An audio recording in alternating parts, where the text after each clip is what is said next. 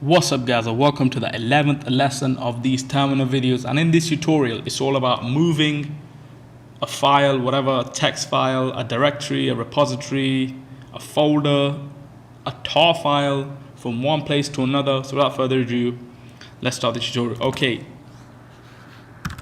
ls, let us move the CTEK 2901 tar from the home directory to the desktop.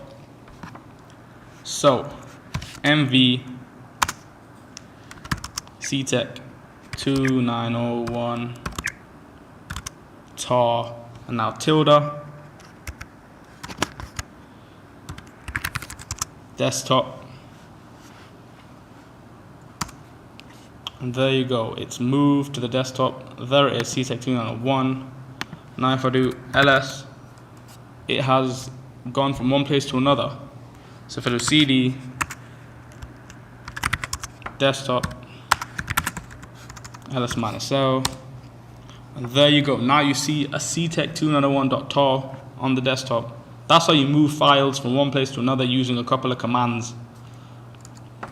That's it for this tutorial. I'll see you guys in the next tutorial. Thanks for now.